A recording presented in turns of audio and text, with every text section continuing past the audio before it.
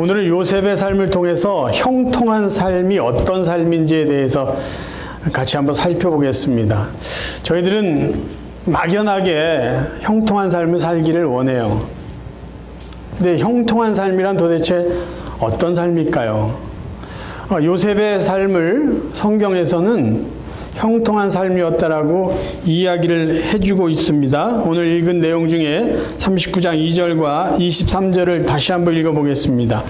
여호와께서 요셉과 함께 하심으로 그가 형통한 자가 되어 간수장은 그의 손에 맡긴 것을 무엇이든지 살펴보지 아니하였으니 이는 여호와께서 요셉과 함께 하심이라. 여호와께서 그를 범사에 형통하게 하셨더라. 자, 그러면 성경에서 말하는 형통한 삶, 형통이라는 단어의 의미는 무엇일까요? 쉬운 말 성경에는요, 좀 더 쉽고 이해가 잘 되는 단어를 사용했습니다. 형통이라는 말은 하는 일마다 잘 된다, 하는 일마다 잘 풀린다 라는 의미예요. 쉬운 말 성경으로 다시 한번 읽겠습니다. 주께서는 요셉과 함께 하셨다. 그래서 요셉은 하는 일마다 모두 잘 풀렸다. 23절 뒷부분부터 읽습니다. 주께서 요셉과 함께 하심으로 요셉이 하는 일마다 모두 잘 되었다. 자, 무슨 말인지는 알겠는데요. 요셉의 상황과 지금 모든 일이 잘 됐다, 잘 풀렸다, 형통하다라고 하는 말은요, 도대체 어울리지가 않습니다. 아니, 지금 노예가 됐는데 뭐가 잘 풀려요? 아니, 그리고 강간미수범으로 누명을 쓰고 감옥에 갇혔어요. 근데 뭐가 잘 됐다는 말이죠? 아니, 요셉의 삶이 우리의 상식으로 보면 형통한 삶이라는 그 표현을 하는 것이 말이 안 됩니다. 근데 성경은 요셉은 형통한 자가 되었고 형통한 삶을 살았다라고 계속해서 이야기해 주고 있어요. 그러면 우리가 이 하나님의 말씀 성경에서 이야기하는 형통한 삶이 무엇인지 이해를 하면은 우리도 원하는 이 형통한 삶을 사모하며 그렇게 살아갈 수 있을 것 아니겠습니까? 그러면 성경에서 말하는 형통한 삶이라는 어떤 삶일까요? 첫 번째요, 형통한 삶은 하나님과 동행하며 사는 삶이 형통한 삶입니다. 성경에서 요셉은 형통한 자다, 요셉은 하는 일마다 잘 됐다라고 수식한 원인은 어디에 있었냐면요, 항상 여호와께서 함께 하셨다는 말이 요셉의 형통한 삶 이전에 표현되고 있어요. 39장 2절 여호와께서 요셉과 함께 하심으로 그가 형통한 자가 되어, 여호와께서 함께 하셨기에 형통한 자가 되었다라는 말이죠. 39장 3절도요. 그의 주인이 여호와께서 그와 함께 하심을 보며 또 여호와께서 그의 범사에 형통하게 하심을 보았더라. 함께 하심의 결과는 형통한 삶이에요. 23절 여호와께서 요셉과 함께 하심이라. 여호와께서 그를 범사에 형통하게 하셨더라. 그러니까 요셉이 형통한 삶을 살 수 있었던 것은, 요셉이 하는 일마다 뭔가 잘 되었다라고 말할 수 있는 것은 복의 근원이 되시고 우주의 통치자 되신 창조주 하나님이 그와 함께 해주셨기 때문에 가능한 일이죠. 우리가 잘 아는 다윗의 고백을 한번 다시 듣겠습니다.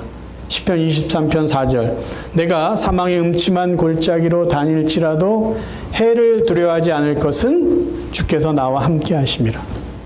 다윗이요, 사망의 음침한 골짜기 그 환경 속에 살 때에도 두려워하지 않는다, 그렇게 고백한 이유는요, 환경이 바뀌어서가 아니라 환경은 변함없는데 하나님이 나와 함께 하시기 때문이라는 거예요.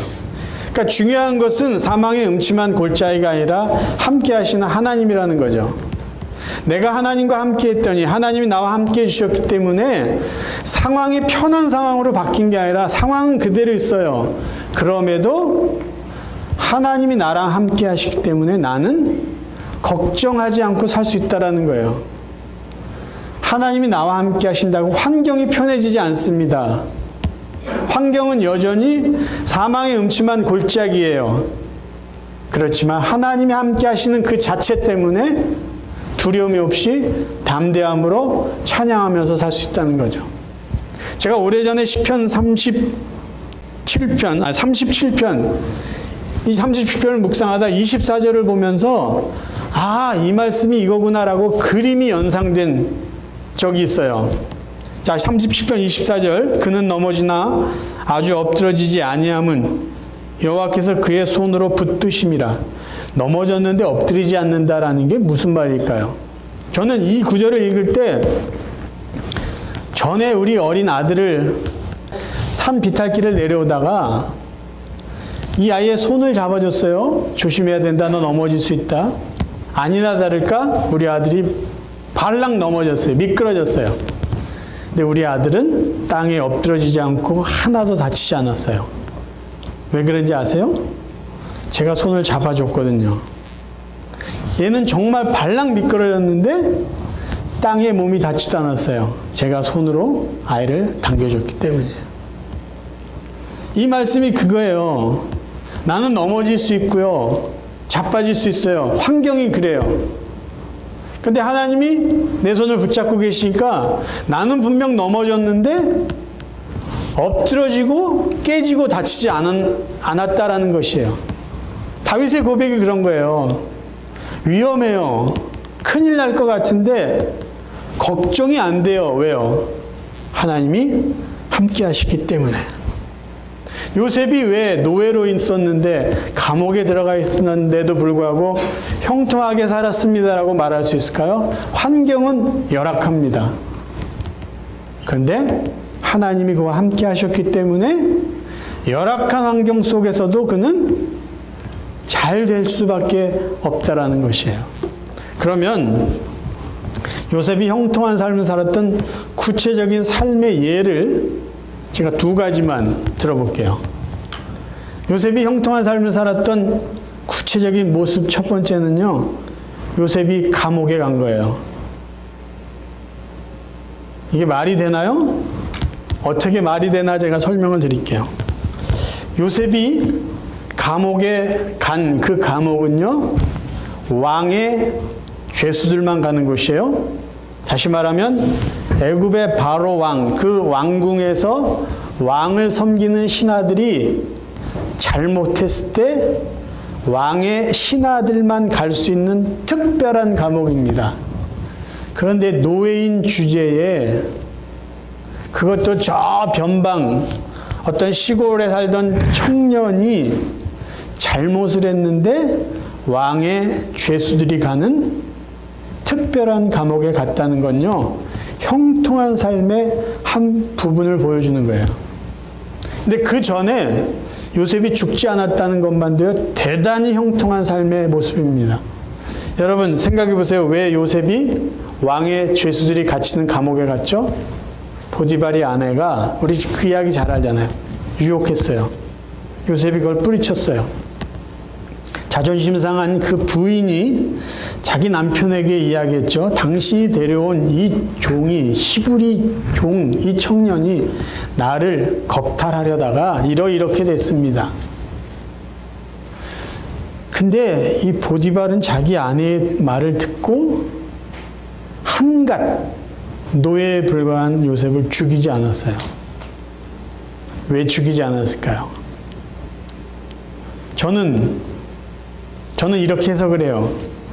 보디발은 알고 있었던 것이 있어요. 자기 아내가 정결하지 못하다는 것을 알고 있었어요. 만약에 남편으로 아내의 그런 정결함을 알고 있었다면은 아내의 말을 듣고 노예를 당장 죽였을 거예요. 돈 주고 사왔죠. 저 가나안 알지도 못하는 그 당시 애굽을 기준으로 봤을 때는 정말 어디에서 살다 온 사람인지도 모르는 한낱 청년, 한 국가의 국방부 장관을 하고 있는 이 사람이 자기 아내를 강간하려는 이런 이 못된 노예를 그 자리에서 죽이지 않았겠어요? 보디발은 알았어요. 오히려 요셉을 더 신뢰했어요. 살려줍니다. 그리고 요셉을 바깥에 내쫓지도 않고 왕의 신하들이 갇혀 있는 그 감옥에 놔줘요. 어떻게 보면 보호해 주는 거예요. 왜 그런 말을 하냐? 나중에 보면요, 이 요셉의 스토리가 길어서 제가 중간중간 이야기를 하는데 잘 이해해 줬으면 좋겠어요. 나중에 보디발이요, 요셉을 죽이지 않고 왕의 신하들이 가는 감옥에 집어넣고 나중에 무슨 일을 하냐면 바로 왕의 술 맡은 관원, 떡 맡은 관원, 이 사람들은 굉장히 고위직입니다. 왕의 음식에 독이 있나 없나를 맛보는 사람, 왕이 마시는 술에 독이 있나 없나를 맛보는 굉장히 왕에게 가까이 있는 사람들이에요. 그 두 사람이 왕에게 뭔가 잘못을 해서 왕의 신하들이 가는 감옥에 들어왔는데 보디발이 요셉을 그 두 사람을 섬기는 기가 막힌 기회를 줘요. 성경 읽어보겠습니다. 창세기 40장. 그 후에 애굽 왕의 술 맡은 자와 떡 굽는 자가 그들의 주인 애굽 왕에게 범죄한지라. 바로가 그 두 관원장, 곧 술 맡은 관원장과 떡 굽는 관원장에게 노하여 그들을 친위 대장의 집, 친위 대장이 누구죠? 보디발이죠. 집 안에 있는 옥에 가두니 곧 요셉이 갇힌 곳이라. 친위 대장이 요셉에게 그들을 수종들게 하매 요셉이 그를 섬겼더라. 요셉은요, 그 감옥에 들어갈 자격도 없는데 어떻게 보면 특별한 대우를 받아서 노예가 왕의 신하들이 갇히는 감옥에 가게 됐어요. 근데 보디발은 그 요셉을 바로 왕의 고위 하인들을 섬길 수 있는 기회를 줍니다. 근데 이게 형통한 삶하고 또 무슨 관계가 있죠? 기가 막힙니다. 창세기 41장에 보면은 술 맡은 관원장을 거기서 섬기고 앓은 것 때문에 술 맡은 관원장을 통해서 요셉이 바로 왕에게 갈 수 있는 계기가 돼요. 41장 8절, 요전에 좀 상황을 설명드릴게요. 바로 왕이 꿈을 꾸죠. 살찐 송아지, 살찐 소, 마른 소, 그 꿈. 풍성한 벼이삭, 다 말라빠진 벼이삭, 그 꿈을 꾸잖아요. 그 꿈이 뭔지를 궁금해서 여러 사람들에게 물어봤는데 몰라요. 그때 그 다음의 이야기입니다. 41장 8절. 아침에 그의 마음이 번민하여 사람을 보내어 애굽의 점술가와 현인들을 모두 불러 그들에게 그의 꿈을 말하였으나 그것을 바로에게 해석하는 자가 없었더라. 술 맡은 관원장이 바로에게 말하여 이르되 바로께서 종들에게 놓아사 나와 떡 굽는 관원장을 친위 대장의 집에 가두셨을 때에 그것에 친위 대장의 종된 히브리 청년이 우리와 함께 있기로 우리가 그에게 말하매 그가 우리의 꿈을 풀되 그 꿈대로 각 사람에게 해석하더니 그 해석한 대로 되어 나는 복직되고 그는 매달렸나이다. 이에 바로가 사람을 보내어 요셉을 부르매 그들이 급히 그를 옥에서 내놓은지라. 요셉이 곧 수염을 깎고 그 옷을 갈아입고 바로에게 들어가니. 여러분, 이게 다 우연일까요? 야, 요셉은 참 재수가 좋다. 이게 이렇게 해가지고 어떻게 바로의 궁까지 가게 됐네. 우리가 이렇게 쉽게 말할 수 있는 이야기일까요? 하나님이 요셉과 계속해서 함께 하셨잖아요. 그리고 그의 삶을 형통하게 해주셨어요. 어떻게요? 보디발을 통해서요. 요셉을 신뢰하게 했고 그를 죽이지도 않고 세상에 내쫓지도 않고 왕들의 신하만 갈 수 있는 감옥에 가게 했고 거기서 바로 왕의 고위 신하를 섬기게 하고 그들과 관계를 맺게 하고 그거를 계기로 요셉이 바로 왕에게 갈 수 있게 되었다라는 것이에요. 그래서 요셉이요, 감옥에 간 거는 형통한 삶의 한 부분에 불과할 뿐이에요. 두 번째, 요셉이 형통했던 삶의 또 다른 모습은요, 요셉이 답답하게 기다렸던 시간조차도 요셉에게는 형통한 삶의 한 부분이었다라는 것이에요. 요셉은요, 하나님이 함께하고 하나님이 때마다 그의 일을 잘 되게 해주셨음에도 불구하고 힘들었어요. 그걸 알 수 있는 구절이요, 창세기 40장 14절에 나옵니다. 하나님이 나를 인도해 주실 것을 알고 있었음에도 요셉이 힘들고 지쳤는지 자기 나름대로 이 감옥에서 빠져나갈 궁리를 합니다. 어떻게 했냐면요. 술 맡은 관원장의 꿈을 풀어주니까 이 사람은 복직될 것 같아요. 그래서 그에게 개인적으로 부탁을 해요. 어떤 부탁을 하는지 들어보세요. 창세기 40장 14절. 어르신, 일이 잘 풀려 나가시거든 저를 잊지 말아 주십시오. 바로에게 제 사정을 말씀드려서 저를 이 감옥에서 나갈 수 있게 해 주십시오. 그런데 안타깝게도 이 사람이요, 요셉을 잊어버려요. 술 맡은 관원장이 요셉을 기억하지 못하고 그를 잊었더라. 얼마 동안 잊어버렸냐면요, 2년 동안 잊어버립니다. 바로가 꿈을 꿀 때, 그래서 그 꿈의 해석을 물어보기 전까지 까마득히 요셉을 잊어버려요. 그럼 그 2년 동안 요셉은 얼마나 답답했겠습니까? 그 사람에게 그렇게 기대했는데, 그리고 하나님께 이런 기도를 했을지도 몰라요. 아니, 하나님, 내가 그 사람을 통해서 이 감옥에서 나올 수 있는 이 절호의 찬스가 왔는데 왜 하나님 아무런 응답이 없습니까? 그랬을지도 몰라요. 근데 왜 하나님은 2년 동안 요셉에게 침묵했을까요? 가정을 해볼게요. 술 맡은 관원장이 궁궐에 들어갔어요. 그래서 자기가 예전에 했던 일을 하고 있어요. 그러면서 요셉이 생각나서, 그래, 그 청년 때문에 내가 여기 왔지. 그러니까 바로 왕에게 부탁을 해서 요셉을 감옥에서 꺼내줬다고 가정해 봅시다. 그럼 요셉이 그 다음에 어떻게 했을까요? 애굽에서 자리 잡고 살았을까요? 어떻게 살아요? 노예로만 살았는데, 그리고 감옥에서만 지냈는데. 요셉의 최선의 선택은 뭐예요? 고향으로 가는 거예요. 요셉은 그냥 평범한 삶을 살았을 거예요. 요셉이 2년 동안 답답했지만 2년의 시간을 기다렸던 것은 결국 바로 왕을 만나기 위한 준비 시간이었어요. 여러분, 빠른 것이 반드시 좋지 않습니다. 어떤 거는요, 내 생각대로 빨리 진행됐는데 그 결과는 빠르지도 않고 좋지도 않았던 일들이 우리 삶 가운데는 있어요. 어떤 거는 너무 늦은 것 같고 답답하고 불안했는데 결과적으로는 훨씬 빠르게 무언가 일이 마무리가 된 적도 있어요. 정말 빠른 게 좋은 건가요? 정말 늦은 게 나쁜 건가요? 저희들의 삶은 그렇지 않습니다. 인도 속담에 이런 말이 있습니다.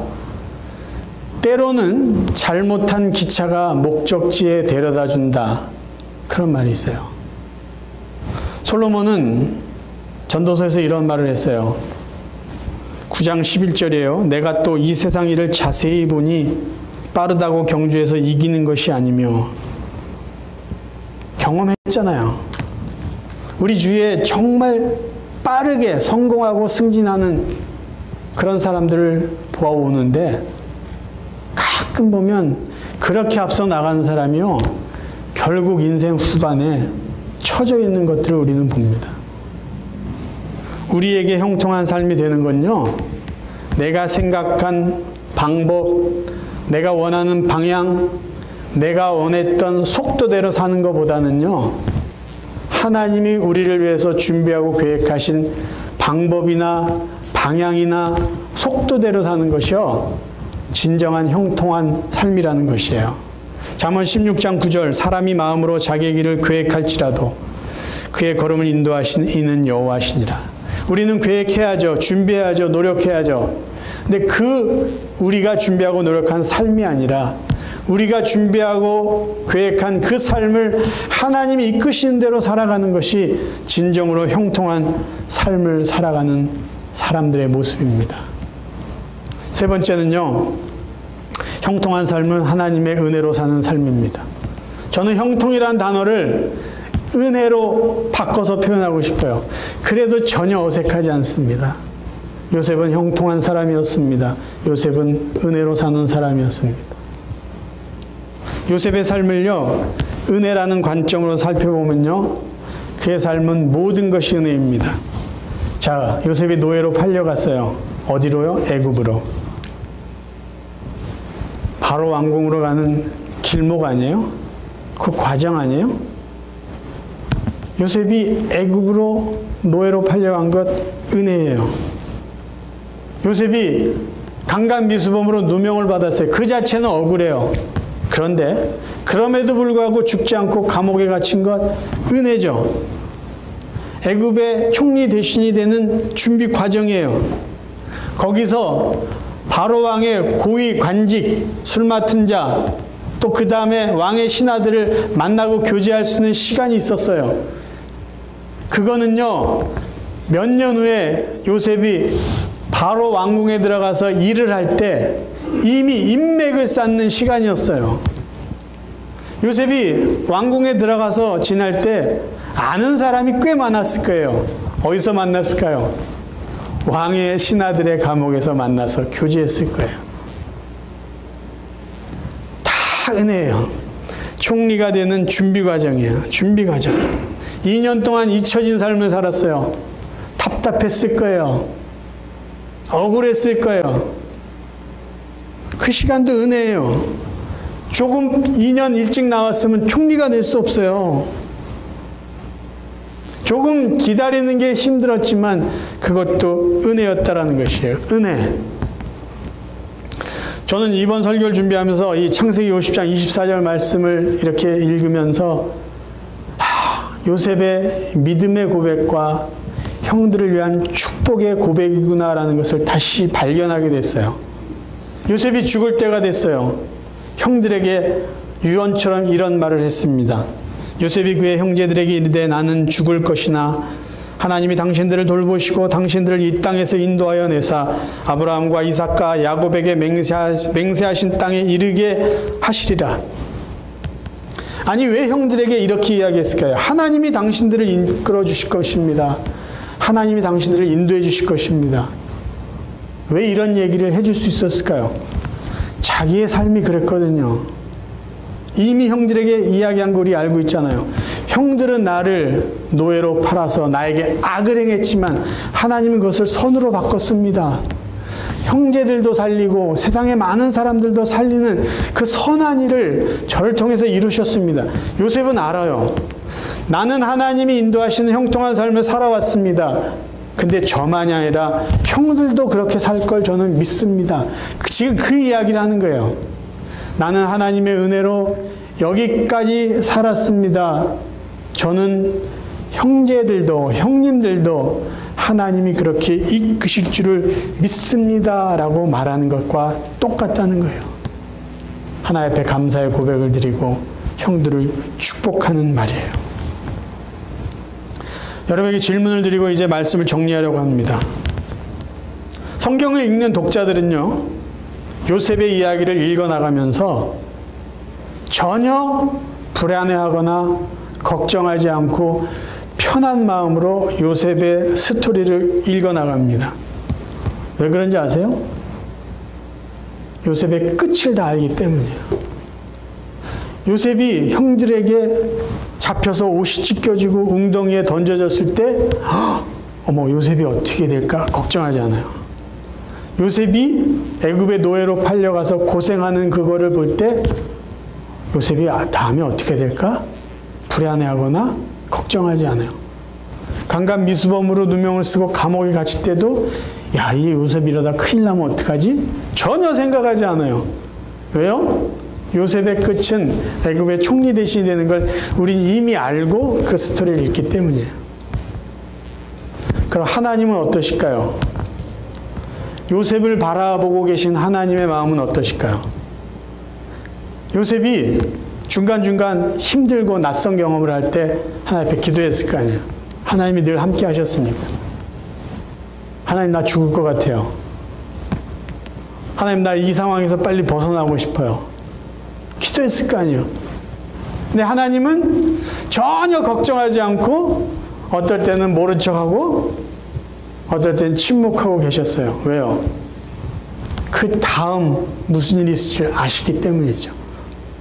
요셉의 삶의 끝을 하나님이 계획해 놓고 계셨기 때문에 요셉이 조금 불안해하고 힘들어했을지라도 하나님은 전혀 그렇지 않았다는 거예요. 그럼 저와 여러분을 바라보시는 하나님은 어떠실까요? 살다가 갑자기 막막할 때가 올 때도 있었고요. 과거의 이야기를 해볼까요? 저 같은 경우도 다음 달에는 어떻게 살까?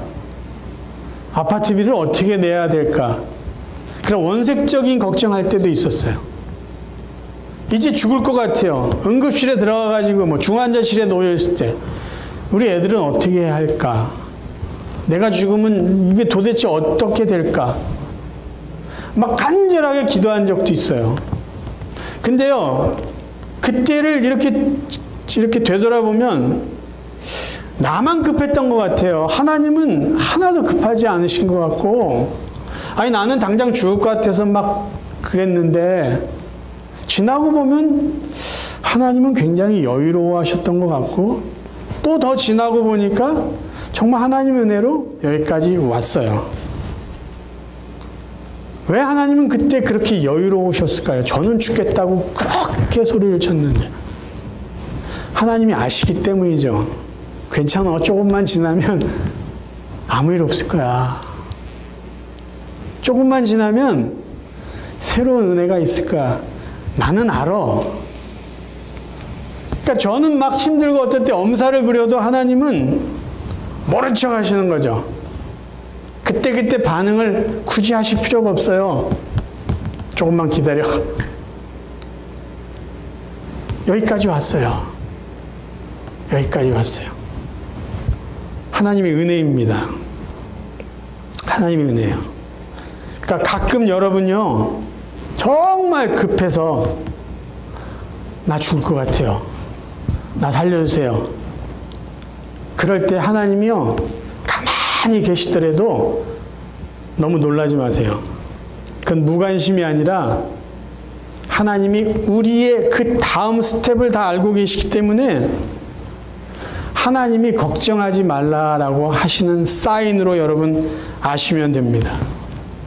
우리의 끝까지, 우리의 끝날까지 책임져 주신 하나님은요, 우리의 조급함이나 우리의 당황스럽고 우리가 뭔가 기다리지 못하고 그러한 시간조차도 그것이 은혜다라고 말씀하시면서 우리를 인도해 주시는 참 좋으신 하나님 아버지십니다.